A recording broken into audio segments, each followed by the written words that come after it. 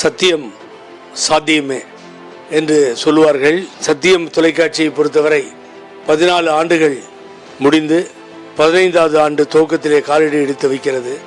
மின்னல் போல செய்திகளை கொண்டு வருவதும், அந்த செய்திகளை வாசிக்கும் பொழுதும், அதை உலகுக்கு தெரிவிக்கின்ற பொழுதும் இடியாய் இடித்து அதற்கு பின்னால் அந்த முழக்கத்தையும், அதற்கு பின்னர் அது பலன் தருகின்ற ஒரு நிறுவனமாக இந்த சத்தியம் தொலைக்காட்சி மழையாக மக்களுக்கு நல்ல கருத்துக்களை பொழிவதையும் நாம் பார்க்க முடிகிறது.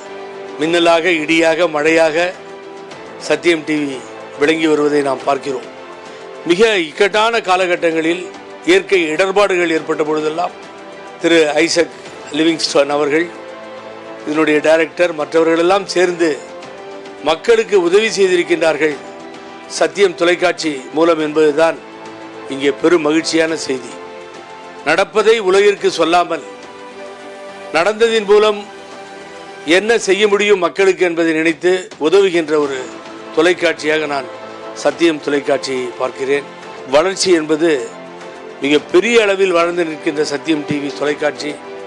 எனக்கு ஒரு ஆசை, தமிழ்நாட்டில் மாத்திரமல்ல பல மொழிகளிலும் இந்த சத்தியம் டிவி மிக விரைவிலேயே தெலுங்கு ஆகட்டும், கன்னடா ஆகட்டும், ஹிந்தி ஆகட்டும், இப்படி பல சேனலாக உருவெடுத்து கங்கை காவேரி போல வற்றாத ஜீவநதிகளைப் போல இது வளர்ந்து இருக்க வேண்டுமா என்னுடைய நெஞ்சார வாழ்த்துக்களை தெரிவித்துக் கொள்கிறேன்.